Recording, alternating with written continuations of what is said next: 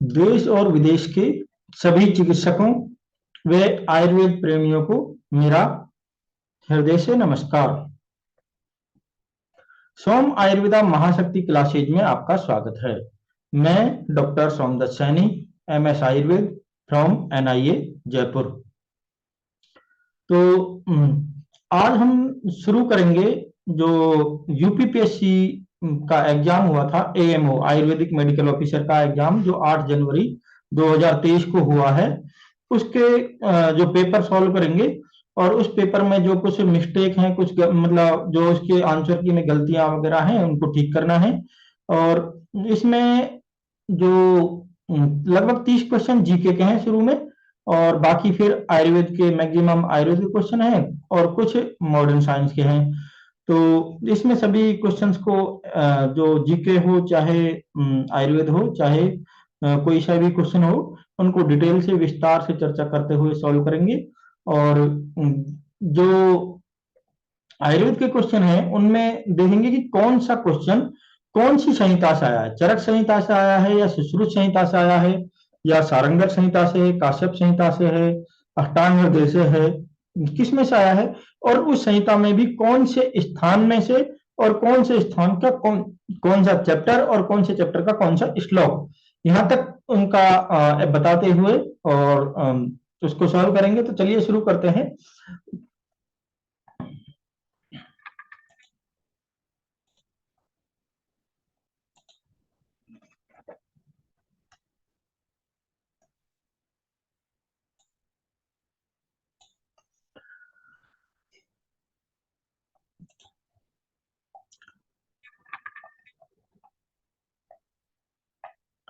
तो पहला क्वेश्चन है,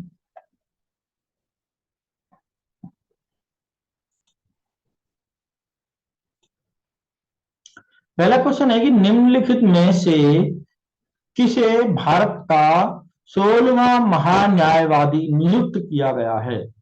तो भारत का 16वां महान्यायवादी जो नियुक्त किया गया है वह है R वेंकटर मणि।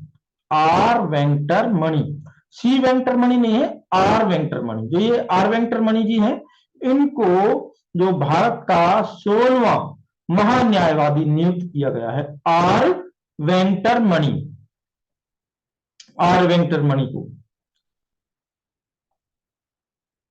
भारत के वर्तमान अटॉर्नी जनरल R वेंकटर मणि है। उन्हें 1 अक्टूबर 2022 से 3 साल के लिए नियुक्त किया गया है। यह भारत के 16वें अटॉर्नी जनरल हैं। तो R वेंकटर मणि है। नेक्स्ट क्वेश्चन है कि लखनऊ उत्सव, जिसे अब लखनऊ महोत्सव कहा जाता है, कब प्रारंभ हुआ। तो ये प्रारंभ हुआ था जो 1975-76 से, 1975-76 में शुरू हुआ था लखनऊ महोत्सव। और अब इस लखनऊ उत्सव शुरू हुआ था, अब इसको लखनऊ महोत्सव कहा जाता है। तो नेक्स्ट क्वेश्चन है, और ये टाइम है कि 30 नवंबर से 14 दिसंबर तक ये जो चलता है महोत्सव, लखनऊ महोत्सव 30 नवंबर से 14 दिसंबर तक। नेक्स्ट क्वेश्चन है कि फल जिसमें सर्वाधिक लोहे तत्व पाया जाता है, तो वह कौन सा फल होगा जिसमें सर्वाधिक लोहे होता है। तो उसमें इनमें आता है कि करौंदा, करौंदा है जिसमें सर्वाधिक लोहे तत्व पाया जाता है इनकी तुलना में, करौंदा। नेक्स्ट क्वेश्चन कि निम्नलिखित में से कौन सा युग्म जो सही सुमेलित नहीं है, कि देश और उसकी राजधानी बतानी है। तो इसमें पहला है कि फिजी जो है सुवा, जो ये फिजी है, सुवा फिजी की राजधानी है। सुवा, ये सुवा है, मतलब इस फिजी की राजधानी सुवा है। तो ये तो ठीक है कि सुवा फिजी की राजधानी और सबसे बड़ा नगर है। तो फिजी की राजधानी सुवा है। और पैराग्वे की राजधानी क्या है, पैराग्वे की राजधानी असंसियन, असंसियन है, ये भी ठीक है। पैराग्वे की राजधानी असंसियन, एसुनसियो या असंसियन है। और पेरू की राजधानी लीमा, ये भी ठीक है। और सूरीनाम, सूरीनाम की राजधानी जॉर्ज टाउन नहीं है, तो ये आंसर ये गलत मेल है। सूरीनाम की राजधानी, सूरीनाम की राजधानी तो पारामारिबो है, पारामारिबो। तो ये गलत हो गया, सूरीनाम की राजधानी जॉर्ज टाउन नहीं है, मतलब है ये सही नहीं है। तो तीसरा आंसर जाएगा, सही सुमेलित नहीं है, सॉरी चौथा आंसर। नेक्स्ट क्वेश्चन है कि निम्नलिखित में से किस ग्रंथ में सर्वप्रथम आयुर्वेद शब्द का प्रयोग हुआ है। तो इनमें देखेंगे कि किस में आयुर्वेद शब्द का सर्वप्रथम प्रयोग। देखिए कि इसमें कोई करता ऐसा होता है कि अथर्ववेद में हुआ है, अथर्ववेद में आयुर्वेद शब्द का प्रयोग नहीं हुआ है। आयुर्वेद शब्द का प्रयोग तो सर्वप्रथम पाणिनिकृत अष्टाध्यायी में हुआ है, पाणिनिकृत अष्टाध्यायी में। अथर्ववेद में तो आयुर्वेद संबंधी जो सामग्री मिलती है, आयुर्वेद संबंधी विचार, आयुर्वेद के जो सिद्धांत हैं वे अथर्ववेद से मिलते जुलते हैं, जबकि आयुर्वेद शब्द का सर्वप्रथम प्रयोग पाणिनि अष्टाध्यायी में हुआ है। पाणिनि जी ने लिखा है अष्टाध्यायी, उसमें आयुर्वेद शब्द का सर्वप्रथम प्रयोग हुआ है। नेक्स्ट क्वेश्चन है कि जो ये 584 मतलब 584 389 इंटू 486 इंटू 786 में इकाई का अंक क्या है। तो इसको इकाई का अंक जो होगा, इसका इकाई का अंक 6 होगा। इसको निकालने के लिए क्या करेंगे, जो इकाई ऐसे बोलते हैं इकाई, दहाई, सैकड़ों, तो इकाई है जो सभी की इकाइयों को आपस में गुना करेंगे। 4 और 9 को 4 को गुणा 9 गुना 6 गुना 6, इनको गुना करेंगे, जो लास्ट में जो आएगा जो उस इकाई होगी तो वो 6 ही होगी। जो 1236 के लगभग कुछ आता है तो 6 होगी इकाई। नेक्स्ट क्वेश्चन है कि भारत के किस राज्य या संघ राज्य क्षेत्र में, भारत के किस राज्य या संघ राज्य क्षेत्र में 20 नवंबर 2022 तक सबसे अधिक बार राष्ट्रपति शासन लग चुका है। तो इसका आंसर तो जो है कि उत्तर प्रदेश आना चाहिए, क्योंकि उत्तर प्रदेश में सबसे ज्यादा 10 बार राष्ट्रपति शासन लागू हुआ है। और लेकिन आंसर की में मणिपुर दिया है, आंसर इसका उत्तर प्रदेश होना चाहिए कि राष्ट्रपति शासन उत्तर प्रदेश में लगा, जो 10 बार लगा है। जो पंजाब है उसमें 8 बार राष्ट्रपति शासन लगा है और सबसे ज्यादा बार उत्तर प्रदेश में लगा है, लेकिन आंसर मणिपुर दिया है, तो इसको ठीक करना चाहिए। तो नेक्स्ट क्वेश्चन है, और इसको डिटेल से और देखना पड़ेगा, बाकी आंसर उत्तर प्रदेश ही होना चाहिए। नेक्स्ट क्वेश्चन है कि सिप्री ईयर बुक 2022 के अनुसार किस देश के पास सर्वाधिक परमाणु हथियार हैं। सिप्री ईयर बुक 2022 के अनुसार, एक सिप्री ईयर बुक है जो 2022 के अनुसार किस देश के पास सर्वाधिक परमाणु हथियार हैं। तो इसमें आंसर जाएगा रूस, रशिया। रशिया के पास सबसे ज्यादा परमाणु हथियार हैं, जो रूस और यूक्रेन युद्ध के समय पर बार बार दिखाया गया था, जो टीवी पे चैनलों पे, जो रूस के पास सर्वाधिक हथियार हैं। तो इसमें भी सारणी में दिखाया गया है कि रशिया के पास 5,977 जो हथियार हैं, बाकी संयुक्त राज्य अमेरिका, यूनाइटेड स्टेट वगैरह ये जो 5,428 है, बाकी के बाद सबसे कम है। तो सबसे ज्यादा किसके पास है, रूस के पास, रूस के पास। नेक्स्ट क्वेश्चन है, निम्नलिखित में से किसने सर्वप्रथम इकोसिस्टम शब्द दिया। इकोसिस्टम मतलब पारिस्थितिकी शब्द दिया, इकोसिस्टम तो ये दिया था टेंचले, एजी टेंचले ने दिया था, एजी टेंचले। इकोसिस्टम पारिस्थितिकी तंत्र एक समुदाय है जिसमें जीवित और गैर जीवित दोनों घटक शामिल होते हैं और एक दूसरे और पर्यावरण के साथ परस्पर क्रिया करते हैं। तो ये पारिस्थितिकी तंत्र शब्द एजी टेंचले द्वारा दिया गया, एजी टेंचले, इकोसिस्टम शब्द एजी टेंचले के द्वारा दिया गया। नेक्स्ट क्वेश्चन है कि एक जो एजी टेंचले ये है, इनका चित्र है। बाकी भारत के प्रधानमंत्री को राष्ट्रपति करता है। राष्ट्रपति क्या करता है, नियुक्त करता है, चयनित करता है, निर्वाचित करता है, नामांकित करता है। तो भारत के प्रधानमंत्री को राष्ट्रपति क्या नियुक्त करता है, नियुक्त। तो आंसर ए जाएगा, नियुक्त।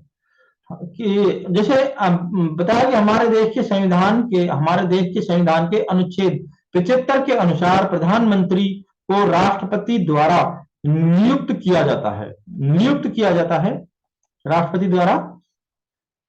नेक्स्ट क्वेश्चन है कि निम्नलिखित में से कौन सा एक मानव विकास के 4 स्तंभों में से नहीं है? मानव विकास के 4 स्तंभ हैं कौन से? पहले तो मानव विकास के 4 स्तंभ है निष्पक्षता, समानता या समता। तो समता तो है। सशक्तिकरण, सशक्तिकरण भी है। संपोषणीयता या सततता, तो स्थायित्व या सततता ये भी है। और उत्पादकता, उत्पादकता है। क्या नहीं है? तो परिवार का प्रकार, एक परिवार का प्रकार, ये जो मानव विकास के 4 स्तंभों में नहीं है, परिवार का प्रकार। तो मानव विकास के 4 स्तंभ है समानता, सततता, उत्पादकता और सक्षमता या सशक्तिकरण। ये मानव विकास के 4 स्तंभ है। नेक्स्ट क्वेश्चन है, प्रथम पंचवर्षीय योजना 1951 से 1951-56 में जो शुरू हुई थी। प्रथम पंचवर्षीय योजना में उत्तर प्रदेश की वार्षिक वृद्धि दर क्या थी? तो उस टाइम वार्षिक वृद्धि दर थी 2%, 2% थी वार्षिक वृद्धि दर। नेक्स्ट क्वेश्चन है कि सितंबर 2022 में निम्नलिखित में से कौन भारतीय हॉकी फेडरेशन को निर्विरोध अध्यक्ष चुना गया? तो भारतीय हॉकी फेडरेशन के किसको निर्विरोध अध्यक्ष चुना गया? तो दिलीप तिर्के या दिलीप तिर्की को निर्विरोध अध्यक्ष चुना गया। जो ये दिलीप तिर्की है, इनको जो हॉकी फेडरेशन, भारतीय हॉकी फेडरेशन का निर्विरोध अध्यक्ष चुना गया, दिलीप तिर्की। नेक्स्ट क्वेश्चन है कि स्वांते पावो जिन्होंने चिकित्सा में 2022 का नोबेल पुरस्कार जीता किस देश से हैं? तो स्वांते पावो जिन्होंने चिकित्सा में 2022 का नोबेल पुरस्कार जीता वे किस देश से हैं? तो वे स्वांते पावो जी हैं जो स्वीडन से हैं। स्वीडन, स्वांते पावो स्वीडन से हैं। स्वांते पावो को मेडिसिन का नोबेल पुरस्कार, नोबेल 40,000 साल पहले विलुप्त हुई मनुष्य की प्रजाति की डीएनए की सीक्वेंसिंग की स्वीडन के वैज्ञानिक स्वांते पावो को फिजियोलॉजी या मेडिसिन के लिए नोबेल पुरस्कार से सम्मानित किया गया। उन्हें यह पुरस्कार विलुप्त हो चुके निएंडरथल मानव के जीनोम का सीक्वेंस तैयार करने के लिए मिला। तो ये स्वांते पावो जो हैं जिनको नोबेल पुरस्कार मिला, नोबेल पुरस्कार स्वांते पावो। तो जो ये स्वांते पावो हैं जिन्होंने चिकित्सा में 2022 में नोबेल पुरस्कार जीता है। नेक्स्ट क्वेश्चन है कि निम्नलिखित राज्यों में से किस में अनुसूचित जनजाति के प्रशासन हेतु छठी अनुसूचित के प्रावधानों को लागू नहीं किया गया? तो ये छठी अनुसूचित के प्रावधानों को लागू नहीं किया, वे कौन सा है? राज्य है नागालैंड। नागालैंड है, क्योंकि मेघालय, मिजोरम और नागालैंड इनमें जो छठी अनुसूची के प्रावधानों को लागू नहीं किया गया। तो मेघालय,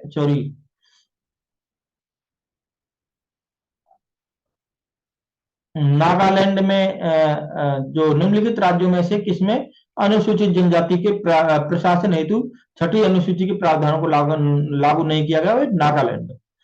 नेक्स्ट क्वेश्चन है कि सुगम्य भारत अभियान संबंधित है। सुगम्य भारत अभियान, तो ये किससे संबंधित है? ये दिव्यांग जन से, दिव्यांग जन से। सुगम्य भारत अभियान भारत के श्री प्रधानमंत्री नरेंद्र मोदी जी ने शुरू किया।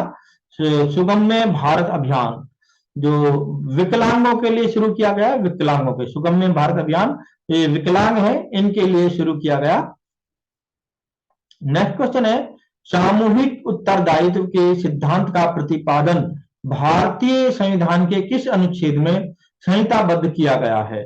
तो ये किसमें किया गया है?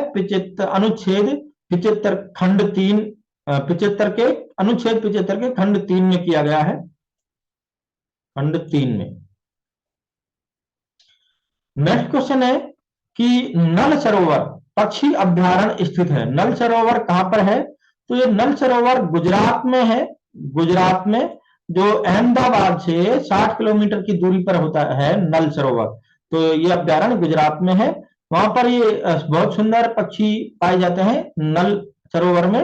जो ये नल सरोवर पक्षी अभ्यारण्य है, यहाँ पे ये सुंदर पक्षी मिलते हैं जो अहमदाबाद से लगभग 60 किलोमीटर की दूरी पर है। नेक्स्ट क्वेश्चन है, भूमध्य सागर का प्रकाश स्तंभ किस ज्वालामुखी को कहा जाता है? तो भूमध्य सागर के का प्रकाश स्तंभ जो कहा जाता है स्ट्रोम्बली, स्ट्रोम्बली, स्ट्रोम्बोली, स्ट्रोम्बोली को भूमध्य सागर का प्रकाश स्तंभ कहा जाता है। स्ट्रोम्बोली जो भूमध्य सागर में सिसिली के उत्तर में लिपरी द्वीप पर स्थित है।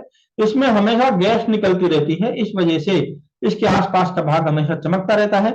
यही वजह है कि इसे भूमध्य सागर का प्रकाश स्तंभ कहा जाता है। तो ये स्ट्रोम्बोली, स्ट्रोम्बोली है, यहाँ से गैस निकलती रहती है तो प्रकाशित रहता है यहाँ का क्षेत्र, स्ट्रोम्बोली। नेक्स्ट क्वेश्चन है, निम्नलिखित में से कौन सा एक अधात्विक खनिज नहीं है? अधात्विक खनिज नहीं है तो ये देखिए, मैग्नेसाइट, डोलोमाइट और एपेटाइट, ये तो अधात्विक खनिज है, लेकिन ये क्रोमाइट अधात्विक खनिज नहीं है। क्रोमाइट धात्विक खनिज, धात्विक खनिजों में आता है क्रोमाइट। तो इसका भी आंसर की में गलत दिया है, इसको ठीक कर लेना चाहिए। तो क्रोमाइट, क्रोमाइट है जो धात्विक खनिज है, क्रोमाइट। जिनमें यह है जो मैग्नेसाइट अधात्विक है, मैग्नेसाइट, और ये जो क्रोमाइट धात्विक है, क्रोमाइट। बाकी डोलोमाइट ये भी अधात्विक है, डोलोमाइट, और ये जो एपेटाइट ये भी अधात्विक है। क्रोमाइट धात्विक, क्रोमाइट जाएगा आंसर। नेक्स्ट क्वेश्चन है, किस राज्य में आय अधिक है परंतु मानवीय विकास निम्न है?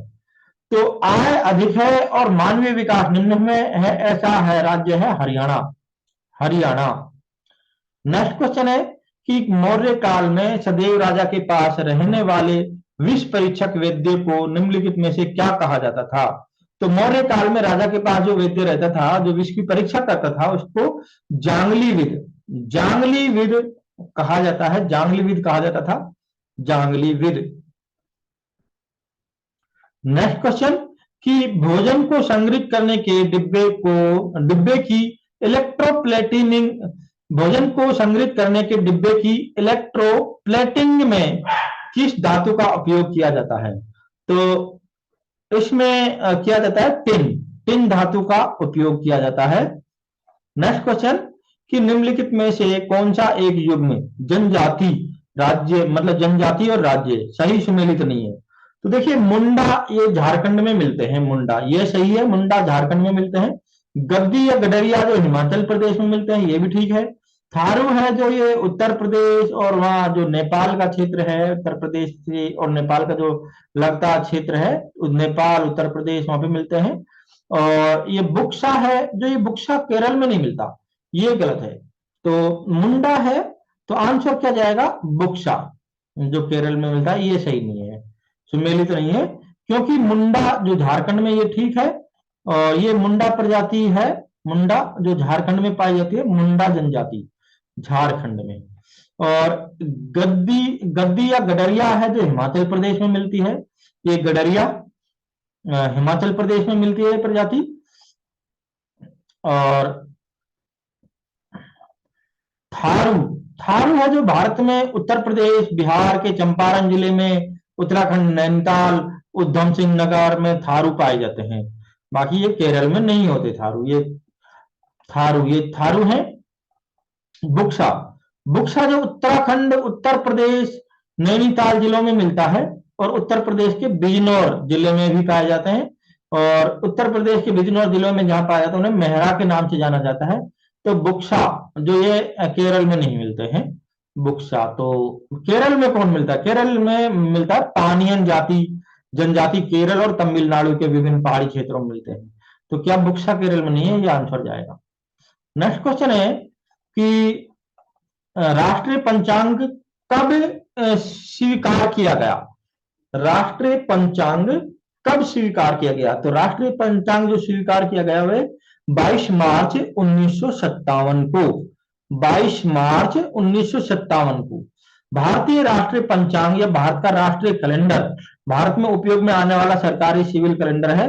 यह शक संवत पर आधारित है और ग्रेगोरियन कैलेंडर के साथ साथ 22 मार्च 1957 से अपनाया गया, 22 मार्च 1957।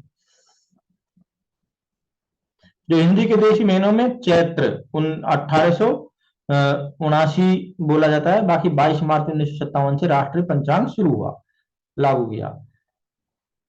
नेक्स्ट है हड़प्पा सभ्यता का निम्नलिखित में से कौन सा पुरा स्थल उत्तर प्रदेश में अवस्थित है? हड़प्पा सभ्यता का जो हुलास जो है, हुलास, ये उत्तर प्रदेश में अवस्थित है, हड़प्पा सभ्यता का हुलास। नेक्स्ट क्वेश्चन, भारत में प्रथम इस्लामिक साम्राज्य स्थापित करने का श्रेय किसको दिया जाता है? तो भारत में प्रथम इस्लामिक साम्राज्य स्थापित करने का श्रेय घोर के मोहम्मद को दिया जाता है, घोर के मोहम्मद को। प्रथम जो घोर के मोहम्मद ने भारत में सर्वप्रथम इस्लामिक साम्राज्य स्थापित किया। नेक्स्ट क्वेश्चन है कि पर्यावरण अखंडता और सामुदायिक स्वास्थ्य प्रारूप का प्रस्ताव किसने दिया? पर्यावरण अखंडता और सामुदायिक स्वास्थ्य प्रारूप का प्रस्ताव जो रेडमैन ने दिया था, रेडमैन। नेक्स्ट क्वेश्चन है कि निम्नलिखित में से कौन सा एक पर्यावरणीय क्षरण का कारण नहीं है? तो पर्यावरण का क्षरण का कारण नहीं है, जो नगरीकरण से तो पर्यावरण क्षरण होता नहीं है, प्रयोग तथा फेंकों का प्रयोग प्रारूप भी नहीं है, बढ़ती हुई कॉर्पोरेट शक्ति नहीं है, सहज रहन सहन का प्रतिरूप, ये कारण नहीं है, पर्यावरण क्षरण का कारण नहीं है। सॉरी, पर्यावरण क्षरण का कारण नहीं है, सहज रहन सहन का प्रतिरूप नहीं है। बाकी नगरीकरण तो पर्यावरण का क्षरण का कारण है, और प्रयोग तथा फेंकों का प्रयोग प्रारूप भी है, और बढ़ती हुई कॉर्पोरेट शक्ति भी है। बाकी सहज रहन सहन का प्रतिरूप ये पर्यावरण क्षरण का कारण नहीं है।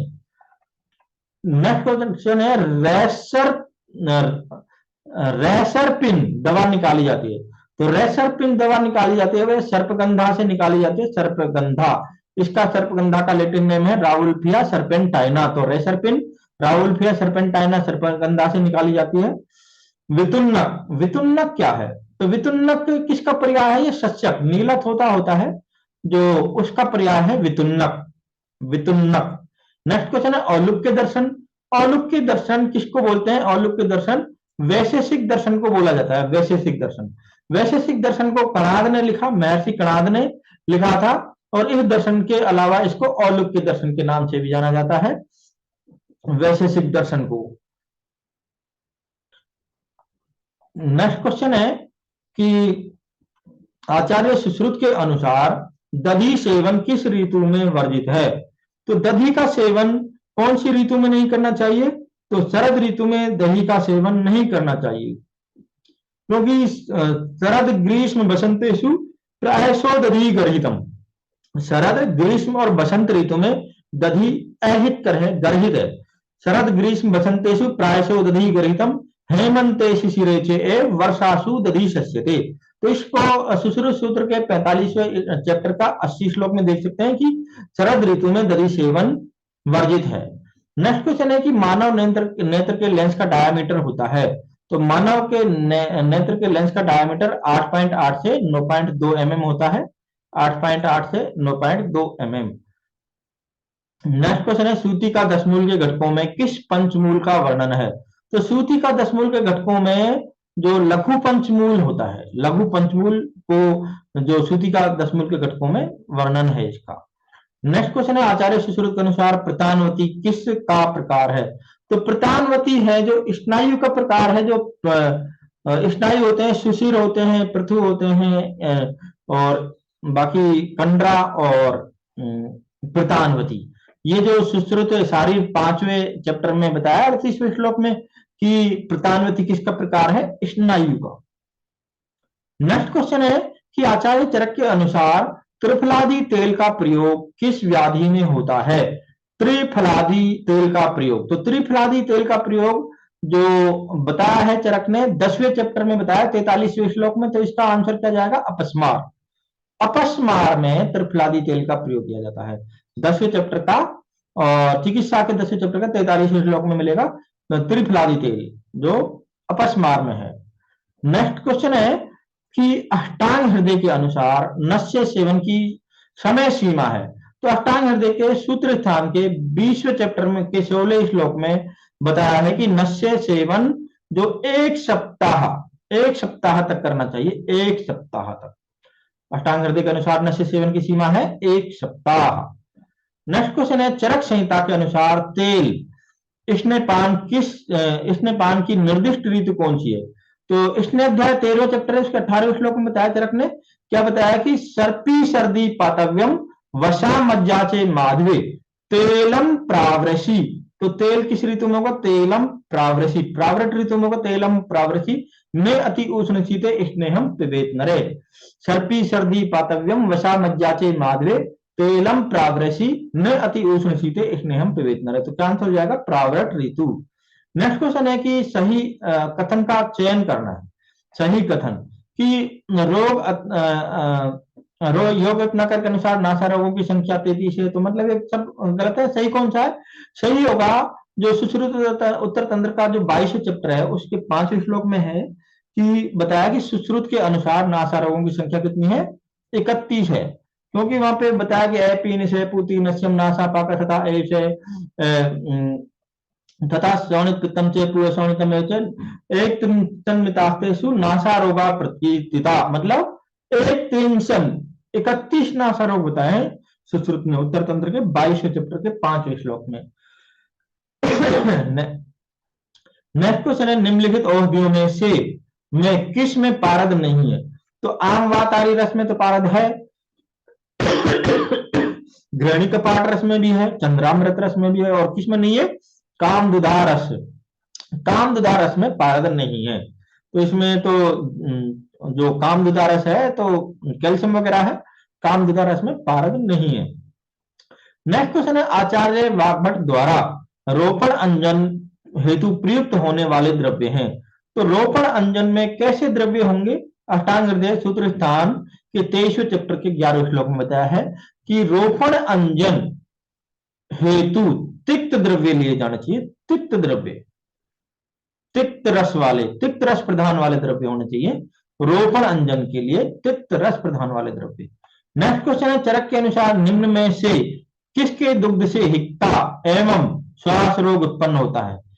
तो ऐसा कौन है जिसका दूध से हिक्का श्वास होगा? तो 27वें चैप्टर है सूत्र स्थान का चरक का, जो 223 श्लोक में बताया कि जो भेड़ है, भेड़ का दूध का जो पिएंगे तो उससे क्या होगा? हिक्का और श्वास की उत्पत्ति होती है। भेड़ का दूध, हिक्का श्वास की उत्पत्ति।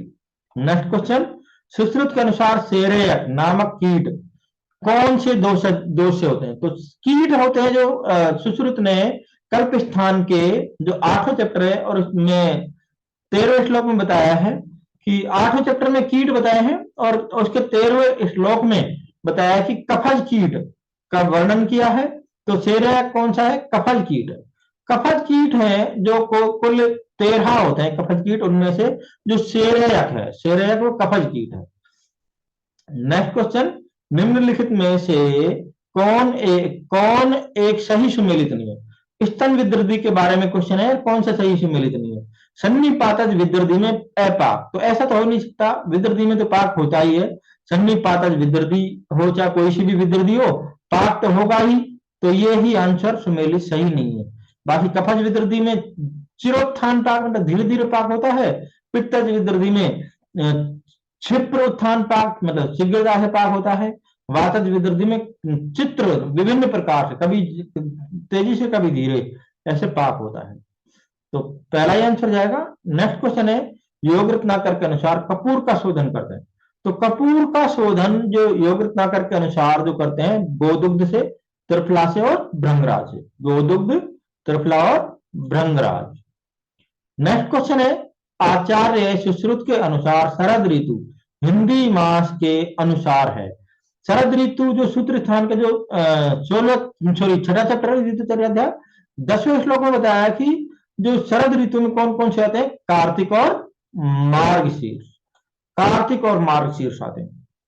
नेक्स्ट क्वेश्चन कि आचार्य सुश्रुत के अनुसार कर्ण रोग की सामान्य चिकित्सा में निम्नलिखित में से किसका प्रयोग नहीं करते?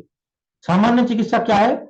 जो उत्तर तंत्र का 21वां चैप्टर है सुश्रुत का, जो 3रे श्लोक में जो बताया है कर्ण रोगों की सामान्य चिकित्सा, और वहां क्या बताया है कि सामान्यम कर्ण रोगेशु घृतपानम रसायनम अव्यायामे ऐश्वर्य स्नानम ब्रह्मचर्यम एकतनम। तो ये तो सामान्य चिकित्सा है कि सामान्यम कर्ण रोगेशु घृतपानम रसायनम अव्यायामो अश्रय स्नानम ब्रह्मचर्यम एकथनम। तो ये तो आएंगे, लेकिन कर्णपूरण सामान्य चिकित्सा नहीं है, तो कर्णपूरण जाएगा आंसर। नेक्स्ट क्वेश्चन है, ध्वनि के प्रति सचेत होना बच्चों में किस प्रकार का माइलस्टोन है? ध्वनि के प्रति सचेत होना बच्चों में किस प्रकार का माइलस्टोन है? तो ये भाषायिक भाषायिक माइलस्टोन है। नेक्स्ट क्वेश्चन, कि ग्रीवा अक्षमता में सर्वाइकल सर्कले शल्य क्रिया करने का समय है। तो इसमें जो शल्य क्रिया करने का समय है, तो गर्भावस्था के कौन से सप्ताह में जाएगा? तो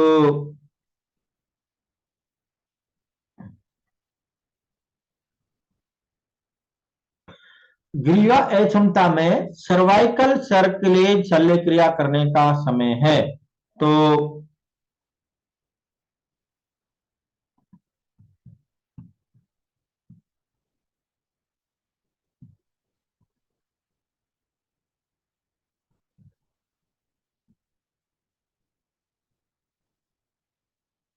इसका जाएगा गर्भावस्था के 14वें सप्ताह में शल्य क्रिया करने का समय है, गर्भावस्था के 14वें सप्ताह में।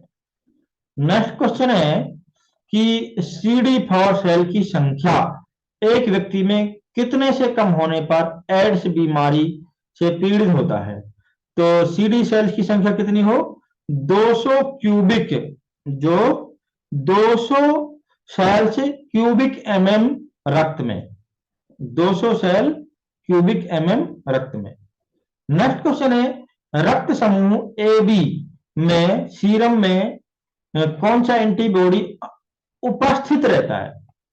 रक्त समूह ए बी में सीरम में कौन सा एंटीबॉडी उपस्थित रहता है? तो कौन सा रहता है? तो कोई भी एंटीबॉडी नहीं होता, ए बी में कोई भी एंटीबॉडी नहीं होता।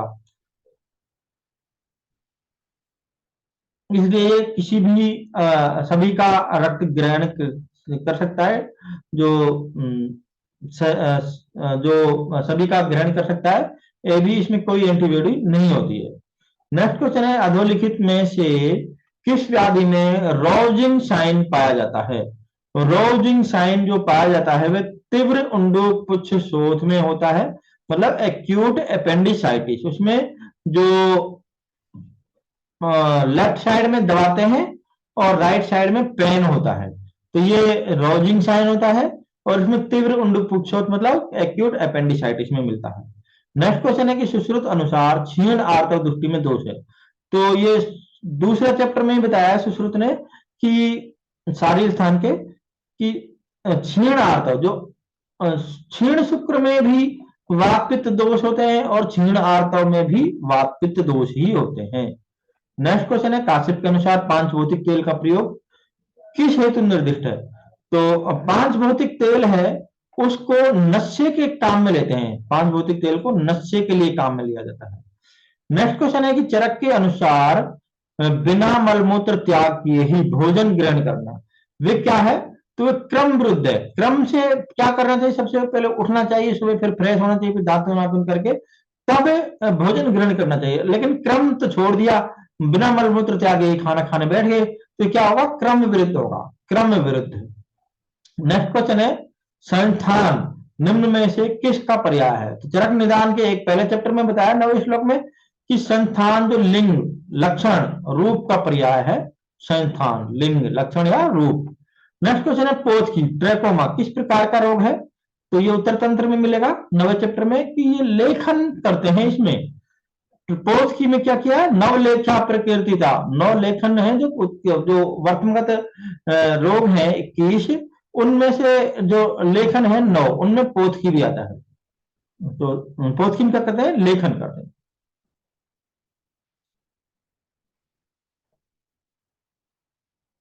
उसके बाद है नेक्स्ट क्वेश्चन, चिलचिम मछली का सेवन दूध के साथ करना कौन सा विरुद्ध है? तो चिलचिम मछली उष्ण उष्ण वीर्य दूध, शीत वीर्य, तो कौन सा होगा? वीर्य विरुद्ध होगा। चिलचिम मछली का सेवन दूध के साथ करना वीर्य विरुद्ध। नेक्स्ट क्वेश्चन है, आचार्य सुश्रुत अनुसार गुदा एवं मेढ्र में निर्दिष्ट छेदन कर्म कौन सा है?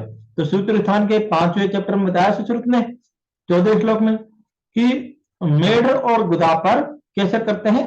अर्धचंद्राकार, जो छेदन करते हैं अर्धचंद्राकार, जबकि पानी पातल पर चंद्रमंडल, बाकी पर त्रियक और बुध और मेटर पर अर्धचंद्राकार छेदन करते हैं।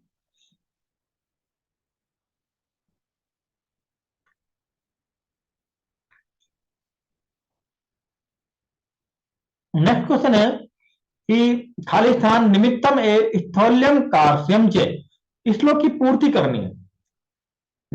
खाली स्थान निमित्तम ए स्थौल्यम कार्श्यम चे, तो सुश्रुत ने 15वें चैप्टर है सूत्र स्थान का, दो धातु मल मूलम ही शरीरम, उसके 37वें श्लोक में बताया कि रस निमित्तम एव स्थौल्यम कार्श्यम चे, रस निमित्तम एव स्थौल्यम कार्श्यम चे। तो अब जैसे चरक ने तो बताया कि स्वप्न आहार समुत्थे चे स्थौल्यम कार्श्यम एव चे, लेकिन सुश्रुत ने बताया रस निमित्तम एव स्थौल्यम कार्श्यम चे। नेक्स्ट क्वेश्चन है कॉपर टी, कॉपर टी को कितने समय में बदल देना चाहिए? तो कॉपर टी को 4 साल में बदल देना चाहिए, 4 साल में। नेक्स्ट क्वेश्चन है कि सोवा रिक्पा सिस्टम ऑफ मेडिसिन को किस सन में सीसीआईएम में शामिल किया गया? पहले जो सीसीआईएम था, अब सीसीआईएम किस में बदल गया है? एनसीआईएसएम में बदल गया है। जो सोवा रिक्पा सिस्टम ऑफ मेडिसिन को सीसीआईएम में कब शामिल किया गया? तो ये 2012 में शामिल किया गया, 2012 में।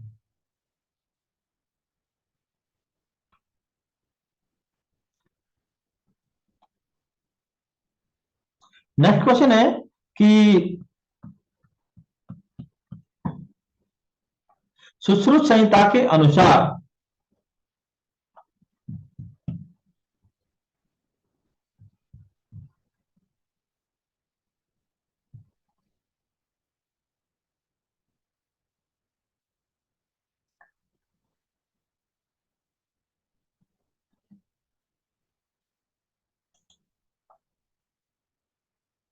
नेक्स्ट क्वेश्चन है सुश्रुत संहिता के अनुसार किस ऋतु में व्रण बंधन, सुश्रुत संहिता के अनुसार किस ऋतु में व्रण बंधन तीसरे दिन खोलना चाहिए? तो सुश्रुत संहिता के अनुसार जो 5 चैप्टर में बताया, अग्रोपहरणी अध्याय उसका 40वां श्लोक है, उसमें बताया है कि हेमंत ऋतु में और जो बसंत ऋतु और हेमंत और शिशिर ऋतु में व्रण का बंधन तीसरे दिन खोल देना चाहिए, तीसरे दिन। नेक्स्ट क्वेश्चन है आचार्य चरक के अनुसार जीवन त्यादी घृत का प्रयोग किस व्याधि की चिकित्सा में किया है? तो जीवन त्यादी घृत जो 8वां चैप्टर है राजयक्ष्मा, उसमें बताया 113वें श्लोक में कि राजयक्ष्मा में जीवन त्यादी घृत का प्रयोग किया जाता है, जीवन त्यादी घृत राजयक्ष्मा में। नेक्स्ट क्वेश्चन है आचार्य चरक के अनुसार कुटज फलादि घृत का प्रयोग किस व्याधि में किया जाता है? कुटज फलादि जो घृत है ये चरक चिकित्सा के 14वां चैप्टर है, अर्श जो चिकित्सा है उसमें बताया है 197वें श्लोक में। उसमें बताया कि रक्त अर्श में सूल होने पर क्या करें? कुटज फलादि घृत का प्रयोग रक्त अर्श में सूल होने पर प्रयोग करते हैं। तो ये आंसर जो आंसर की में गलत दिया है ये, तो इसको भी ठीक कर लेना चाहिए, जो करवाना चाहिए। तो और इस पे ऑब्जेक्शन कर सकते हैं जो ये गलत है उनका आंसर, क्योंकि जैसे कुटज फलादि घृत है जो 14 चैप्टर का 157वां श्लोक, वहां पे लिखा है कुटज फल वर्कल वर्क केसर नीलोत्पल लोद्र धातकी कलकय सिद्धम घृतम विदेयम शूले रक्त अर्शाम भिजा, शूले रक्त अर्शाम भिजा। तो यही जाएगा आंसर, रक्त अर्श में शूल होने पर ये कुटज फलादि घृत का प्रयोग। नेक्स्ट क्वेश्चन है कि चरक के मतानुसार कितने विरेचन योगों का वर्णन किया गया है? तो चरक के मतानुसार विरेचन योग हैं जो 245 है, वमन योग 315 और विरेचन योग 245। नेक्स्ट क्वेश्चन है कि रस रत्न समुच्चय के अनुसार धात्री चूर्ण सीता युक्तम भक्षित किस व्याधि की चिकित्सा में प्रयुक्त होता है? रस रत्न समुच्चय के अनुसार धात्री चूर्णम सीता युक्तम भक्षित किस व्याधि की चिकित्सा में प्रयुक्त होता है? तो ये रक्त पित्त में होता है। आचार्य नेक्स्ट क्वेश्चन है कि आचार्य सुश्रुत के अनुसार शतावरी किस गण के अंतर्गत वर्गीकृत है? तो 38वें चैप्टर में बताया है गण, जो 37 गण बताए हैं, और वहां पे बताया है कि जो विदारी गंधादि गण है, जो पहला ही गण है, उसमें शतावरी है, शतावरी का उल्लेख है। शतावरी आता है विदारी गंधादि गण में, तो विदारी गंधादि गण जाएगा आंसर। नेक्स्ट क्वेश्चन, चरक अनुसार निम्न में से किस व्याधि का पूर्व रूप अव्यक्त है? अव्यक्त है तो ये ऊर्छत आंसर जाएगा, ऊर्छत। ऊर्छत में अव्यक्त लक्षणम तस्य पूर्व रूपम इति स्मृतम, अव्यक्त लक्षणम तस्य पूर्व रूपम इति स्मृतम, ऊर्छत है। बाकी वात व्याधि में भी आता है अव्यक्त लक्षण, अव्यक्त लक्षण तेषाम पूर्व रूपम इति स्मृतम जाता है, लेकिन यहाँ पे केवल उच्छत श्रेणी ऑप्शन में है ऊर्छत, तो ऊर्छत जाएगा आंसर। नेक्स्ट क्वेश्चन है, आत्म पूजक कौन है? चरक ने शारीर स्थान के चौथे चैप्टर में बताया कि आत्म पूजक कौन है? आत्म पूजक है आसुर सत्व, आसुर सत्व आत्म पूजक। नेक्स्ट क्वेश्चन है, अष्टांग हृदय के अनुसार निम्न में से कौन सा रोगी अनुपान के अयोग्य नहीं है? अयोग्य, अनुपान के अयोग्य नहीं है। देखिए अनुपान के अयोग्य हैं का, श्वास, पीना, सभी अनुपान के अयोग्य हैं, लेकिन कौन सा रोगी अनुपान के अयोग्य नहीं है? तो पांडु अनुपान के अयोग्य नहीं है। नेक्स्ट क्वेश्चन, आचार्य सुश्रुत द्वारा निम्न में से ज्वर का कौन सा लक्षण वर्णित नहीं है? तो उत्तर तंत्र के 39वें चैप्टर में बताया है सुश्रुत ने ज्वर, और ज्वर में बताया कि स्वेद, अवरोध, संताप, सर्वांग ग्रहणम, ये तो है, अग्निमांद्य नहीं है, अग्निमांद्य नहीं है ज्वर के लक्षणों में। नेक्स्ट क्वेश्चन है कि एपीस्पेडियास व्याधि है, एपीस्पेडियास, इसमें क्या आएगा?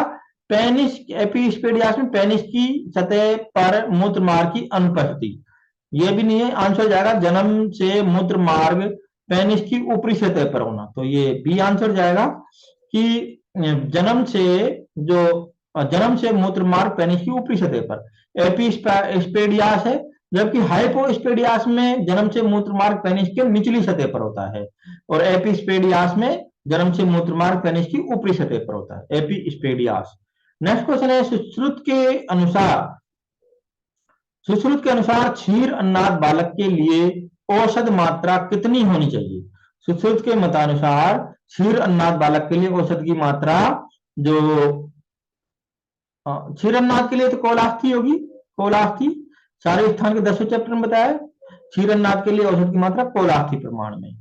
नेक्स्ट क्वेश्चन है, आचार्य सुश्रुत के अनुसार मानव शरीर में अस्थियों के प्रकार हैं, तो प्रकार तो 5 हैं, जो 5वें चैप्टर है, तो शरीर संख्या जो बताया है 5वें चैप्टर शारीर स्थान में सुश्रुत में, तो 5 प्रकार की अस्थियां, कपाल, तरुण,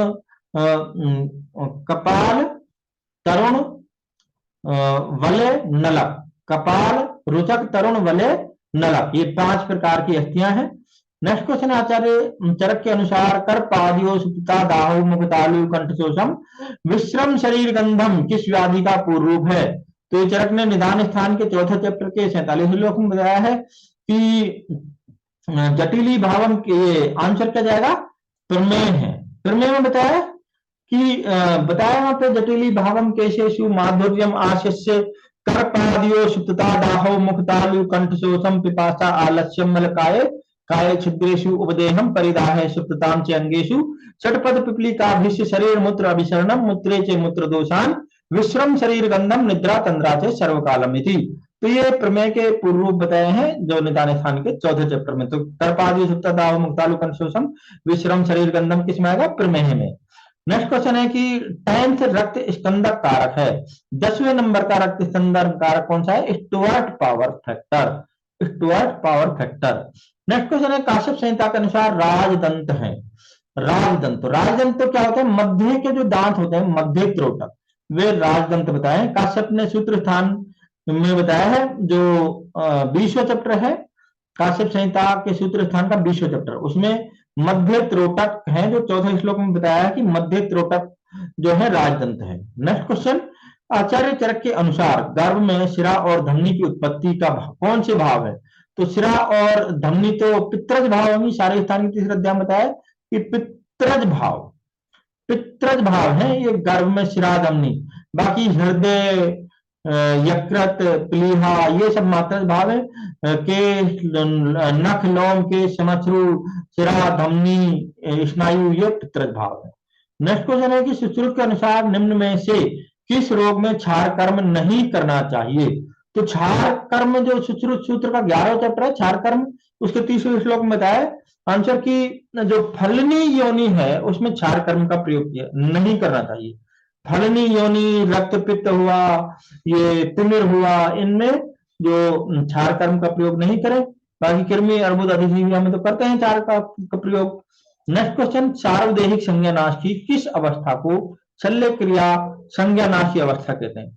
तो जो ये तृतीय अवस्था होती है सार्वदेहिक संज्ञानाश की, जो जनरल एनेस्थीसिया है, जो सार्वदेहिक संज्ञानाश है, उसकी तृतीय अवस्था को शल्य क्रिया संज्ञानाश की अवस्था कहते हैं। नेक्स्ट क्वेश्चन है, राष्ट्रीय ग्रामीण स्वास्थ्य मिशन का उद्घाटन कब हुआ? तो राष्ट्रीय ग्रामीण स्वास्थ्य मिशन का उद्घाटन जो ये 12 अप्रैल 2005 को हुआ था, 12 अप्रैल 2005। नेक्स्ट क्वेश्चन है, आचार्य चरक के अनुसार शुद्ध वैदुर्य विमला किस छाया का लक्षण है? तो छाया 5 प्रकार की होती है, जो मतलब जलीय, पार्थिव, वायव्य, आग्नेय और आकाश जो छाया होती है, जिनमें जो अम्बशी छाया होती है, जो जलीय छाया, वे शुद्ध वैदुर्य विमला होती है, शुद्ध वैदुर्य विमला। इंद्रिय स्थान के 7वें चैप्टर के 12वें श्लोक में मिलेगा ये क्वेश्चन की अम्बशी छाया है वे जो होते हैं शुद्ध वैदुर्य विमला होती है। नेक्स्ट क्वेश्चन है कि स्पर्मेटोजेनेसिस प्रक्रिया पूर्ण होने में लगा समय, स्पर्मेटोजेनेसिस प्रक्रिया पूर्ण होने में लगा समय जो कितना है? तो वे बताया कि 74 दिन, 74 दिन में स्पर्मेटोजेनेसिस की क्रिया पूर्ण हो जाती है। नेक्स्ट क्वेश्चन है कि सुश्रुत अनुसार विदारी, शारीवा, रजनी, गुरुचि है अल्सरंगी ये क्या है? तो ये 38वें चैप्टर है जो गण, उसमें बताया 73वें श्लोक में जो वल्ली पंचमूल होते हैं, वल्ली पंचमूल के घटक होते हैं ये विदारी, शारीवा, रजनी, गुरुचि, अल्सरंगी वगैरह। तो इसमें ट्रिक भी है कि वल्ली पंचमूल लेने आजा सांवरी गुरुचि, वल्ली पंचमूल लेने आजा सा वे री गुरुचि, तो वल्ली पंचमूल के घटक है ये। नेक्स्ट क्वेश्चन है कि स्तन्य कांजलि प्रमाण जो अष्टांग हृदय ने कितना बताया है? अष्टांग हृदय ने स्तन्य कांजलि प्रमाण 2 बताया है, आर्तव कांजलि प्रमाण 4 और स्तन्य कांजलि प्रमाण 2। नेक्स्ट क्वेश्चन, सुश्रुत संहिता में वर्णित पथ्यादिवर्ती का रोगाधिकार है। तो सुश्रुत में उत्तर तंत्र में जो 18वां चैप्टर है जिसमें क्रियाकल्प बताए हैं, उसमें पथ्यादिवर्ती को बताया कि ये सभी प्रकार के नेत्र रोगों को दूर करती है, सर्व प्रकार के नेत्र रोगों को दूर करती है। नेक्स्ट क्वेश्चन है, माधव निदान के अनुसार से इति कर्तव्यता के लक्षण है, से इति कर्तव्यता को लक्षण है। तो माधव निदान ने ये निदान के लिए बोला है, निदान के लिए कि से इति कर्तव्यता को रोग उत्पत्ति हेतु निदानम, से इति कर्तव्यता को रोग उत्पत्ति हेतु निदानम। नेक्स्ट क्वेश्चन है कि आचार्य सुश्रुत के अनुसार मूषक विष का अधिष्ठान है। तो सुश्रुत ने कल्प स्थान का जो 7वां चैप्टर है मूषी का कल्प, उसमें 3रे श्लोक में बताया है कि मूषक विष जो शुक्र में होता है, शुक्र में होता है मूषक विष। नेक्स्ट क्वेश्चन है, योगराज औषधि का प्रयोग, योगराज औषधि का प्रयोग किस व्याधि के लिए किया जाता है? तो चरक चिकित्सा 16वें चैप्टर में बताया योगराज जो पांडु में देते हैं, योगराज का प्रयोग पांडु उदुम्बर समान मात्रा में होती है, योगराज पांडु में देते हैं।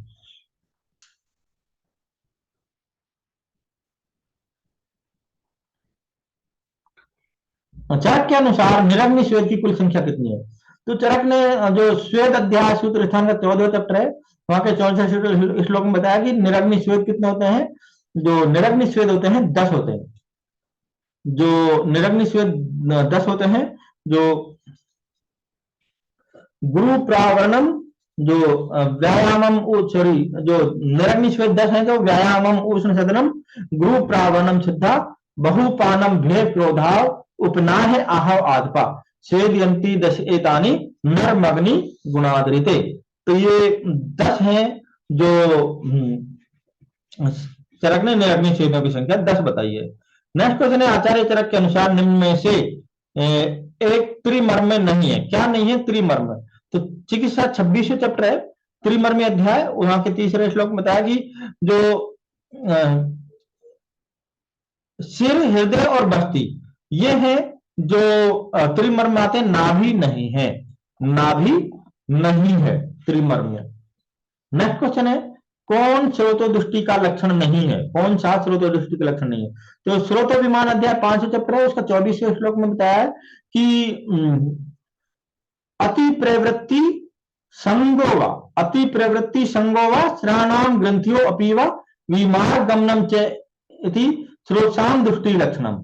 तो ये विमार गमन, श्राणाम ग्रंथि संग, ये तो है, बाकी श्रवण ये नहीं है स्रोतो दृष्टि का लक्षण, श्रवण। नेक्स्ट क्वेश्चन है, यकृत ट्रांसप्लांट का उपचार किसमें किया जाता है? यकृत ट्रांसप्लांट का उपचार किसमें किया जाएगा? तो सिरोसिस ऑफ लीवर की अंतिम अवस्था, सिरोसिस ऑफ लीवर की अंतिम अवस्था में यकृत ट्रांसप्लांट किया जाता है। नेक्स्ट क्वेश्चन है, आचार्य चरक के अनुसार, आचार्य चरक के अनुसार जो वात दोष के कारण स्तन्य में कौन सा विकार नहीं होता? तो वात दोष के कारण क्या नहीं होता? विवर्णता नहीं होती। बाकी वैरस्य, फैनसंघात, रुक्षता तो है, विवर्णता नहीं है, जो चिकित्सा के 30वें चैप्टर में मिलेगा। ये नेक्स्ट क्वेश्चन है कि काश्यप के अनुसार पूतना ग्रह में कौन से धूप का प्रयोग किया जाता है? तो काश्यप संहिता का जो कल्प स्थान है, धूप कल्प, उसमें बताया है कि उत्तम धूप है, जो उत्तम धूप, उत्तम धूप ये पूतना ग्रह को दूर करता है, उत्तम धूप। कुमार धूप से वृद्धि होती है बालों की, उत्तम धूप से पूतना ग्रह को नष्ट करता है। तो कल्प स्थान में मिलेगा काश्यप संहिता में, धूप कल्प में। नेक्स्ट क्वेश्चन है, सारंगधर के अनुसार नस्य धारण की आयु है, सारंगधर के अनुसार नस्य धारण की आयु, तो सारंगधर संहिता का जो पूर्व खंड है उसका 6ठा अध्याय, उसके 54 श्लोक में बताया है कि नस्य धारण की आयु जो 8 वर्ष है, 8 वर्ष, 8 वर्ष से पहले नस्य ना करें, 8 वर्ष से पहले नस्य ना करें। तो बाकी कुछ चीजें जो जन्म से ही करते हैं, अंजनम से तथा लेपे स्नानम अभ्यंग कर्म से वमनम प्रति मर्षस जन्म प्रवृत्ति शस्यते, लेकिन जो नश्य है वे 8 वर्ष से ऊपर करें, जो विरेचन है वे 16 वर्ष के बाद शुरू करें, और मैथुन है वे 20 वर्ष के बाद। तो नश्य की आयु क्या है? 8 वर्ष से ऊपर। नेक्स्ट क्वेश्चन है कि शिरा आयामों अंग गौरवम पूर्व रूप है, तो ये चरक चिकित्सा में भी बताया 12 चैप्टर में कि शिरा आयाम ऊष्मा तथा शाद श्राणाम आयाम, ये शोथ में है, शोथ, शोथ। नेक्स्ट क्वेश्चन है, आचार्य चरक में वर्णित पिंडाशव का मुख्य घटक क्या है? पिंडाशव का वर्णन जो गृहिणी जो चैप्टर है उसमें किया है 160 श्लोक में। वहां पे बताया कि यदि कोई इंसान ऐसा चाहता है कि मुझे भविष्य में कोई रोग ना हो तो वह पिंडाशव का सेवन करे। उस पिंडाशव का मुख्य घटक क्या है? तो उस पिंडाशव का मुख्य घटक है पिपली, पाइपर लॉन्गम, पिपली। नेक्स्ट क्वेश्चन है कि अष्टांग हृदय के अनुसार कफज रोगों में नस्य का प्रयोग करना चाहिए। अष्टांग हृदय के अनुसार कफज रोगों में नस्य का प्रयोग करना चाहिए, तो कब करना चाहिए नस्य का प्रयोग? तो प्रातःकाल करना चाहिए कफज रोगों में, अष्टांग हृदय के अनुसार कफज रोगों में नस्य का प्रयोग प्रातःकाल। नेक्स्ट क्वेश्चन है, भारतवर्ष में सर्वप्रथम प्रतिरक्षण योजना की शुरुआत कब हुई? प्रतिरक्षण की योजना की शुरुआत भारत में वर्ष में सर्वप्रथम 1985, मतलब 19 नवंबर 1985 में हुई। नेक्स्ट क्वेश्चन है, अनंत से आने वाली प्रकाश की किरणें जब रेटिना के आगे फोकस करती हैं तब कौन सा दृष्टि दोष होता है? अनंत से आने वाली प्रकाश की किरणें जब रेटिना के आगे फोकस करती हैं तब कौन सा दृष्टि दोष होता है? तो होता है myopia, myopia, myopia. Next question है कि सोमना एम्बुलिज्म, सोमना एम्बुलिज्म जो होता है, सोमनाम्बुलिज्म जो होता है ये क्या है? ये निद्रा में चलना, नींद में चलना। नेक्स्ट क्वेश्चन, आचार्य सारंगधर के अनुसार निम्न में से कौन सा द्रव्य शुक्र शोषक है? तो जो सारंगधर संहिता का पूर्व खंड है उसका चौथा जो चैप्टर है परिभाषा प्रकरण, उसके 19 श्लोक में बताया है कि प्रवर्तनी स्त्री शुक्रस्य रेचनम रहती फलम जाति फलम स्तंभकम च शोषणी च हरित की। तो शुक्र शोषक कौन है? शुक्र शोषक है हरित की। प्रवर्तनी स्त्री शुक्रस्य रेचनम रहती फलम जाति फलम स्तंभकम च शोषणी च हरित की। नेक्स्ट क्वेश्चन है कि पथ्य और अपथ्य को मिलाकर सेवन करने को क्या कहते हैं? तो इसको चरक चिकित्सा स्थान के जो 15 चैप्टर गहनी अध्याय, उसमें जो लास्ट में परिभाषा बताई समसन, अध्यासन, अध्यसन और विस्मासन। तो वहां पर समसन क्या होता है कि समसन होता है कि पथ्य अपथ्य यह एकत्र भुक्तम समसनम मतम। पथ्य और अपथ्य को एक साथ मिलाकर खाना क्या कहलाता है? समसन। पथ्य अपथ्य यह एकत्र भुक्तम समसनम मतम। और अध्यसन क्या होता है? भुक्त्वा पूर्व अन्न शेषेतु पुनर्अध्यसनम मतम। भुक्त्वा पूर्व अन्न शेषेतु पुनर्अध्यसनम मतम। और विस्मासन क्या होता है कि विस्मम बहु व अल्पम व अपि अप्राप्त अतीत कालियो। विस्मम बहु व अल्पम व अपि अप्राप्त अतीत कालियो। तो समसन जाएगा पथ्य पथ्य को मिलाकर। पथ्य मतलब जो शरीर के लिए फायदेमंद है और पथ्य जो शरीर के लिए नुकसानदायक है, उन दोनों को मिलाकर खाना समसन कहलाता है। नेक्स्ट क्वेश्चन है कि चरक के अनुसार जो रोमांतिका व्याधि का कारण है, चरक के अनुसार रोमांतिका व्याधि का कारण क्या होगा? दोष होगा रोमांतिक। जो 16 चैप्टर है श्वेतु, उसके 92 श्लोक में बताया है कि रोमांतिका में दोष क्या होते हैं? जो कफ और पित्त, कफ और पित्त होते हैं। नेक्स्ट क्वेश्चन, आचार्य सुश्रुत के अनुसार मानव शरीर में कोष्ठ के अंतर्गत पेशियों की संख्या होती है। तो सुश्रुत शारीर के 5 चैप्टर है, उसके 45 श्लोक में बताया कि कोष्ठ में जो पेशियां होती हैं वे 66 होती हैं। 66, क्योंकि जो शरीर में ग्रीवा से ऊपर होती हैं जो अस्थियां जो होती हैं, वे ग्रीवा के ऊपर पेशियां, ग्रीवा के ऊपर पेशियां 34 होती हैं। और जो शाखाओं में टोटल 400 पेशियां होती हैं। 100 एक शाखा में, तो चारों शाखाओं में 400, ग्रीवा के ऊपर 34, तो 134, तो 434 हो गई। और 434 में से यदि 434 को 500 में से घटाएंगे टोटल में से, तो 66 आएगा। तो कोष्ठ में कितनी होती है? 66 पेशियां। नेक्स्ट क्वेश्चन है, आचार्य चरक ने प्रायोगिक धूमपान हेतु किस प्रमाण की वर्ती का निर्देश किया है? तो चरक ने सूत्र स्थान के 5 चैप्टर है, जो मात्रा 80 अध्याय, तो उसके 24 श्लोक में बताया कि जो धूमपान के लिए जो वर्ती बनाते हैं, जो वर्ती वे कैसी होनी चाहिए? एक तो वे अंगूष्ठ समान मोटी होनी चाहिए, अंगूठे के समान मोटी और 8 अंगुल लंबी। तो सी आंसर जाएगा, अंगूठे के समान मोटी और 8 अंगुल लंबी होनी चाहिए। नेक्स्ट क्वेश्चन है कि दोषों में तरतम भेद का होना किस संप्राप्ति का द्योतक है? दोषों में तरतम भेद का होना, तो जो संप्राप्ति बताइए चरक ने 6 प्रकार की संख्या, प्राधान्य, विधि, विकल्प, बल, काल। तो जो प्राधान्य संप्राप्ति है, निदान स्थान के पहले चैप्टर में बताया प्राधान्य संप्राप्ति है, जो इसमें तरतम का जो द्योतक है प्राधान्य। नेक्स्ट क्वेश्चन है कि समदोष है समाग्निश्च सम धातु मल क्रिय प्रसन्न आत्म इंद्रिय मना स्वस्थ इति अभिधीयते। ये सुश्रुत ने परिभाषा दी है, जो ये वर्ल्ड की सबसे फेमस, जो सबसे शुद्ध परिभाषा है, सबसे सही परिभाषा है स्वस्थ पुरुष की, कि समदोष है समाग्निश्च सम धातु मल क्रिय प्रसन्न आत्म इंद्रिय मना स्वस्थ इति अभिधीयते। तो ये सुश्रुत सूत्र 15 चैप्टर में बताया, दोष धातु मल मूलम ही शरीरम, उसके 48वें श्लोक में बताया है। तो क्या जाएगा? सुश्रुत सूत्र 15। नेक्स्ट क्वेश्चन है कि इंटरस्टिशियल लंग डिजीज में प्रधानतया चिकित्सा औषधि है। तो इसमें प्रधानतया चिकित्सा औषधि क्या देते हैं? ग्लूकोकॉर्टिकॉइड्स देते हैं, इसमें ग्लूकोकॉर्टिकॉइड्स। नेक्स्ट क्वेश्चन है, सुश्रुत के अनुसार कुष्ठ विसर्प अधिष्ठाना त्वचा है। तो त्वचा जो शारीर स्थान के 4थे चैप्टर में बताई है, और वहां पे 4था चैप्टर के 4थे श्लोक में बताया है कि वेदनी जो त्वचा है, वे वेदनी में कुष्ठ और विसर्प होते हैं। वेदनी, कुष्ठ, विसर्प, अधिष्ठाना। इसकी मोटाई होती है बेलही, मतलब चावल का 1/5 भाग के बराबर मोटी होती है इसकी मोटाई, और कुष्ठ और विसर्प का अधिष्ठान है वेदनी। नेक्स्ट क्वेश्चन है, सुश्रुत के अनुसार तीसरी कला का नाम क्या है?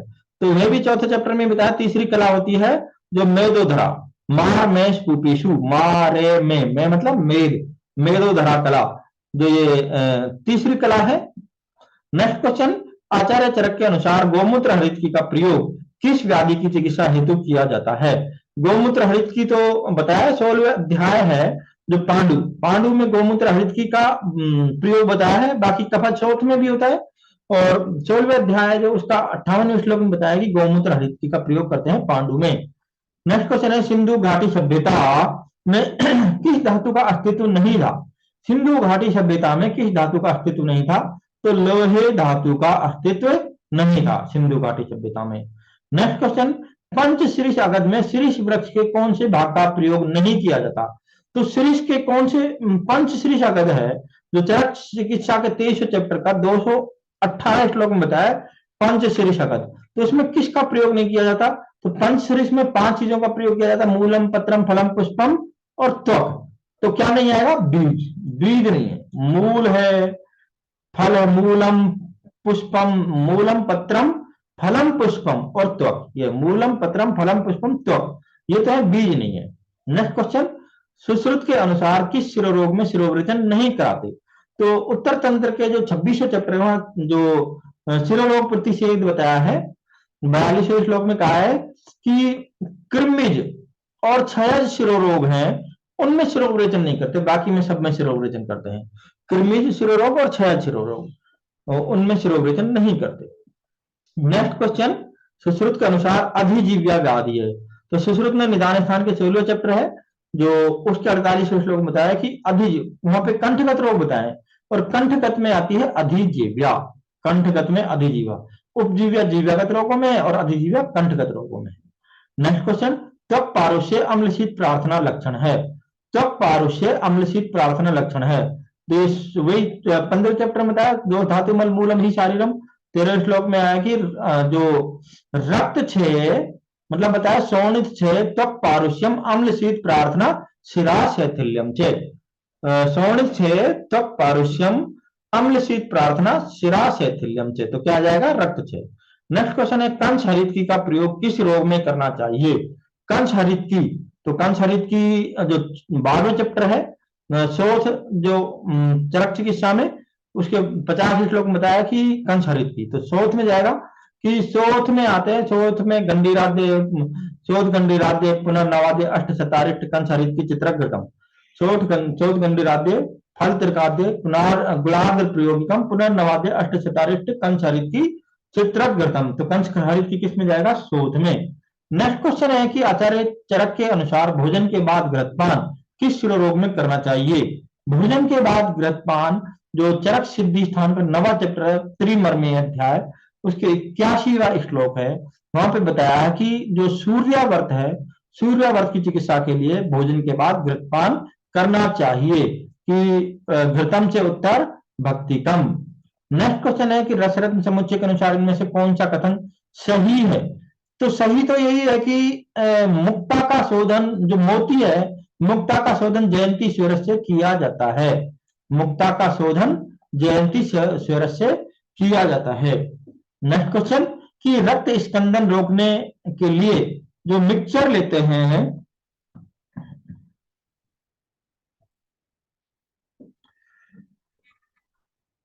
रक्त स्कंदन रोकने के लिए जो मिक्सचर हेतु प्रयुक्त होने वाला डबल ऑक्जिलेट मिक्सचर इनमें से कौन सा है?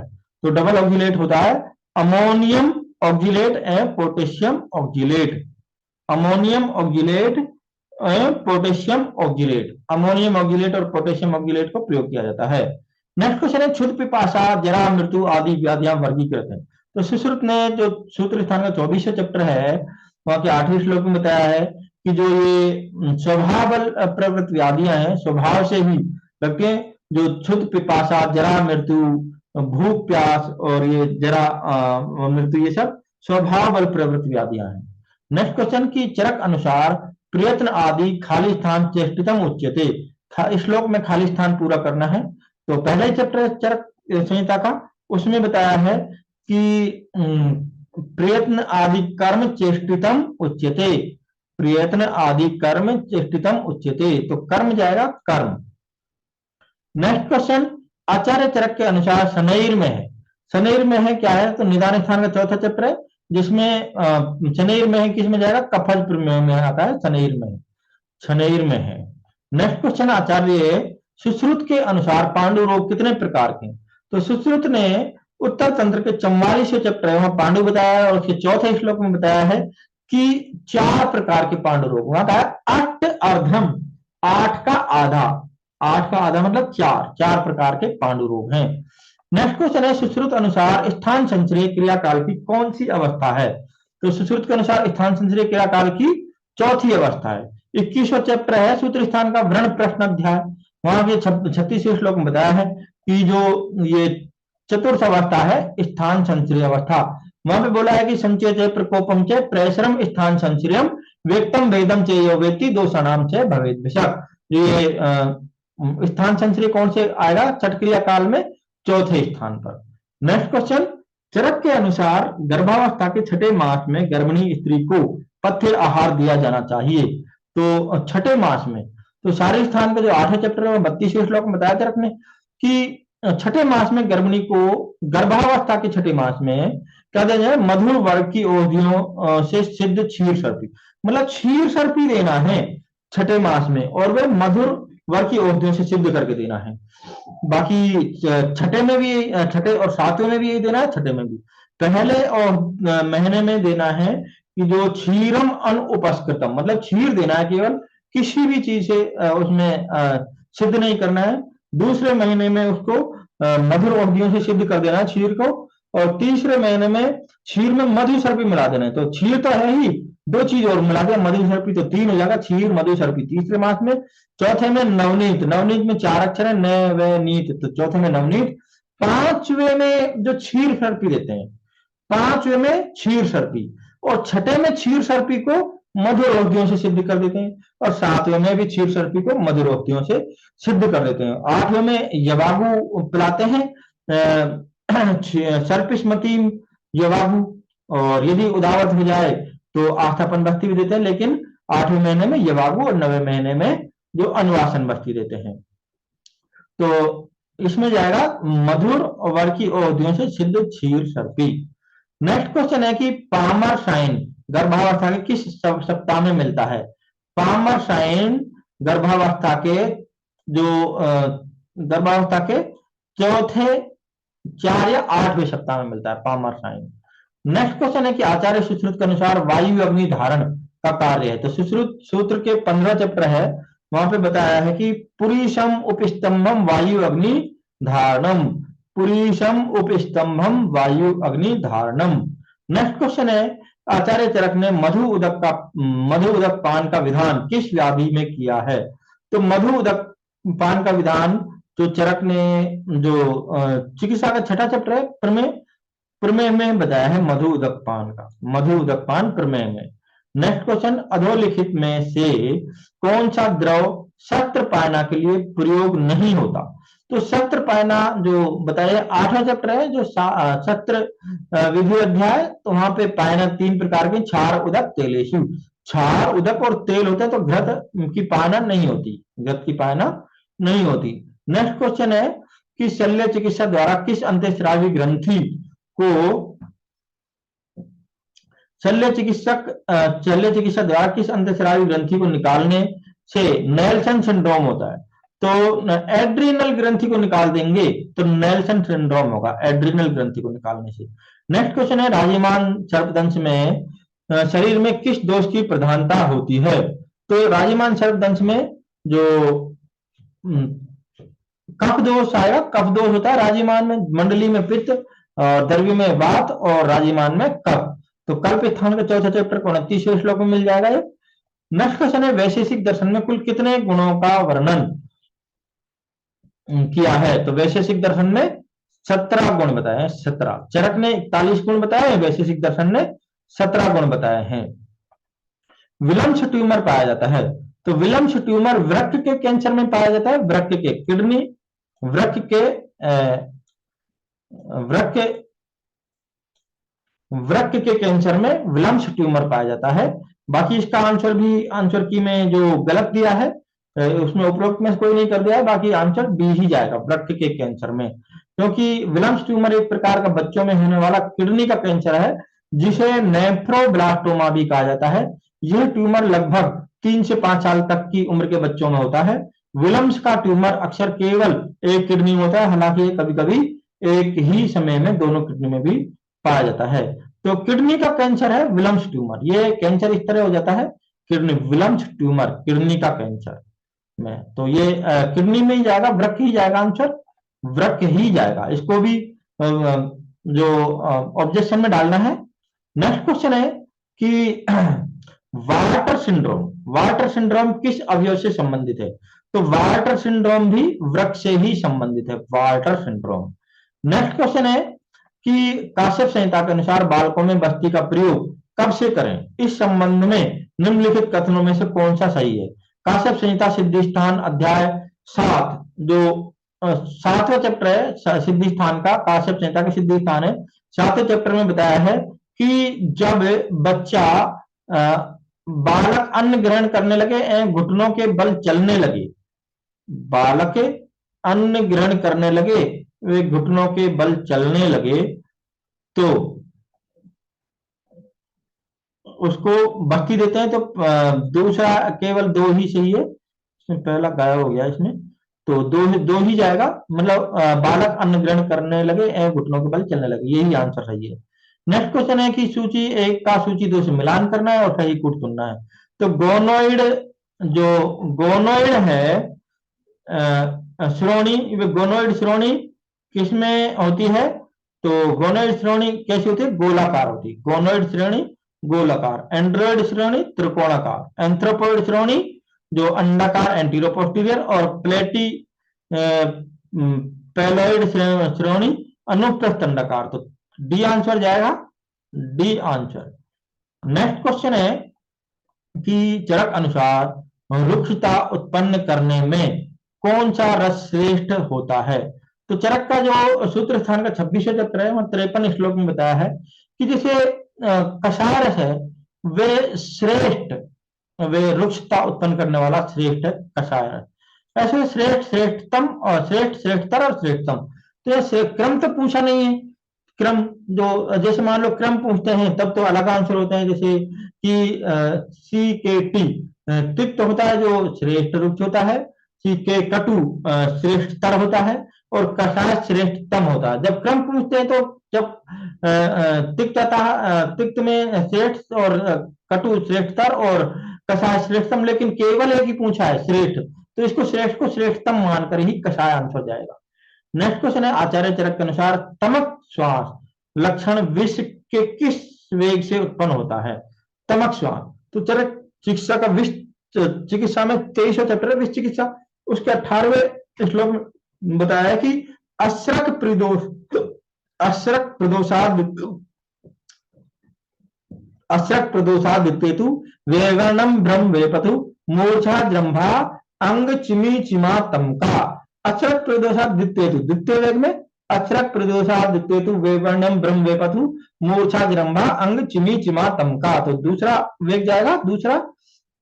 नेक्स्ट क्वेश्चन है कुपीलू, कुपीलू की प्रयोग मात्रा बताई है, तो इसका आंसर गया है जो 60 से 250 मिलीग्राम। कुपीलू की प्रयोग मात्रा 60 से 250 मिलीग्राम। नेक्स्ट क्वेश्चन है सुश्रुत द्वारा निम्न में से किस अतिसार भेद का वर्णन नहीं किया गया? तो सुश्रुत ने अतिसार का वर्णन उत्तर तंत्र के 40वें चैप्टर में किया है, और वहां पे 7वें श्लोक में बताया है कि आमज और शोकज तो माने हैं, सन्निपात जी माना है, लेकिन रक्तज और भयज नहीं माने हैं सुश्रुत ने। तो वात पित्त कफ सन्निपात आमज और शोकज माना है सुश्रुत ने, रक्तज और भयज नहीं माने, तो रक्तज जाएगा आंसर। नेक्स्ट क्वेश्चन है कि बाला नाम से अंगवर्धन किसके संदर्भ में कहा गया है? बाला नाम से अंगवर्धनम, तो ये चरक चिकित्सा का जो पहला चैप्टर रसायन अध्याय का उसका प्रथम पाठ, जो उसमें बताया है 70वें श्लोक में च्यवनप्राश के गुण बताए हैं कि क्षीण शतानाम वृद्धानाम बालानाम च अंगवर्धनम। तो च्यवनप्राश जाएगा कि श्वास विशेषण उद्देश्यते क्षीण शतानाम वृद्धानाम बालानाम च अंगवर्धनम, तो च्यवनप्राश जाएगा आंसर। नेक्स्ट क्वेश्चन है सुश्रुत, आचार्य सुश्रुत के अनुसार मधु की जातियां हैं, तो सुश्रुत ने मधु का वर्णन जो जातियां हैं सुश्रुत सूत्र स्थान जो 45 अध्याय उसके 133 श्लोक में बताया है कि मधु की जातियां कितनी है? 8 है। 8 8। चरक ने 4 बताई है मधु की जातियां, सुश्रुत ने 8 बताई है। नेक्स्ट क्वेश्चन, चरक के अनुसार हिंगवादी घृत का प्रयोग किया बताया है। चरक ने हिंगवादी घृत का जो लेख 9वें चैप्टर उन्माद के 29वें श्लोक में किया है, तो उन्माद जाएगा आंसर। उन्माद में हिंगवादी घृत का प्रयोग होता है, उन्माद में। नेक्स्ट क्वेश्चन है, बच्चों में नडास क्राइटेरिया का प्रयोग किसके निदान के लिए होता है? तो नडास क्राइटेरिया का प्रयोग हृदय रोगों की जो किया है, हृदय रोगों के निदान के लिए। नेक्स्ट क्वेश्चन है कि, और नेक्स्ट और लास्ट क्वेश्चन है कि चरक द्वारा किसको अपस्मार, कामला एवं ज्वर नाशक बताया है? तो चरक चिकित्सा का 10वां चैप्टर है अपस्मार, वहां के 17वें श्लोक में बताया है कि पंचगव्य घृत का वर्णन किया है, और वहां पे बताया है कि यह पंचगव्य घृत अपस्मार में तो काम करता ही है, लेकिन कामला और ज्वर को भी नष्ट करता है। तो इस तरह से ये जो सभी क्वेश्चंस हैं, सभी का एक्सप्लेन जो फास्ट किया गया है। तो जहां पे इसमें क्वेश्चन गलत हैं और उनका विरोध जो ऑब्जेक्शन है वो करना चाहिए, ताकि जिसका भी जो गलत है इसको वीडियो को देख के ठीक कर सकते हैं, कि ऑब्जेक्शन डाल सकते हैं, क्योंकि एक क्वेश्चन भी बहुत मायने रखता है, ऑब्जेक्शन डालना जरूरी है। तो जैसे विलम्स ट्यूमर वाला है और रक्तज जो कुटल फलादि ग्रंथ है, और ये भी आंसर गलत दिया है, इसका भी ऑब्जेक्शन डालना है, कुटल फलादि ग्रंथ का। और एक विलम्स ट्यूमर जो किडनी के कैंसर में होता है, ये इसका ऑब्जेक्शन डालना है कि ये भी गलत आंसर दिया है। और एक जो धात्विक अधात्विक जो है उनमें भी क्रोमाइट जो ये धात्विक है, बाकी सभी अधात्विक है, तो ये भी ठीक करवाना है। और एक जो ये सब सर्वाधिक जो राष्ट्रपति शासन लागू हुआ, वे भी उत्तर प्रदेश जाना चाहिए आंसर, क्योंकि 10 बार सर्वाधिक उत्तर प्रदेश में हुआ, बाकी आंसर मणिपुर दिया है, तो उसका भी देखकर इसको करवाना चाहिए। ठीक, तो बाकी इस तरह से वीडियो आते रहेंगे, जो भी पेपर होता रहेगा ऑल इंडिया का कोई सा भी, तो उसके आंसर सोल्व कराए जाएंगे, पेपर सोल्व कराए जाएंगे। और चरक के जो पूर्वार्ध के क्वेश्चन से अपलोड हो गए, अब चरक सेकंड के शुरू होंगे, तो बाकी चरक सेकंड है, फिर सुश्रुत है। तो इन वीडियो से ही सभी एग्जाम में क्वेश्चन 80% तक, क्वेश्चन 80 से 90% से तक क्वेश्चन इन ही वीडियो से आने वाले हैं हमें आने वाले टाइम में भी। और इसलिए सभी वीडियो को देखते रहें और पढ़ते रहें, संहिताओं पे पकड़ बनाएं और अच्छे से पढ़ते रहें, कोई से भी एग्जाम को एक अच्छी रैंक से फाइट करें। लेकिन उसके लिए मेहनत तो करनी ही होगी, वीडियो को देखना होगा, पढ़ना होगा, बार बार पढ़ना होगा, संहिताओं को देखना होगा, वीडियो को देखना होगा। तो लेकिन एक जो सुलभ तरीके से, एक आसान तरीके से जो सबके सामने ये जो क्वेश्चन सॉल्व किए हुए वीडियो हैं, जो यूट्यूब पे मिल जाएंगी। और इसके साथ इस वीडियो में के जो डिस्क्रिप्शन में वे डाला जा रहा है कि जो टेस्ट होते हैं उसको, टेस्ट, इसको वीडियो को देख के पूरे को टेस्ट भी एक बार सोल्व करके देख सकते हैं कि किसके कितने आंसर, कितने क्वेश्चन ठीक किए हैं। और एक बार नहीं कई बार सोल्व करके देख सकते हैं, एक बार बार बार वीडियो को देखें, वो जब तक अच्छे से सोल्व नहीं हो जाए तो टेस्ट को सोल्व करके देखें। तो सभी वीडियो के साथ लगभग टेस्ट के भी लिंक डाला जाएगा, तो उसको पहले वीडियो को देखें और फिर सॉल्व करें, या फिर पहले टेस्ट दे लें फिर वीडियो को देखें। बाकी सबसे अच्छा यही होगा कि वीडियो को देख के फिर टेस्ट को सोल्व करने में मजा आएगा कि कौन सा गलत हुआ है वीडियो देखने के बाद भी। तो धन्यवाद, इसके आज के लिए इतना ही। बाकी वीडियो को देखें और उसके बाद टेस्ट को सॉल्व करें।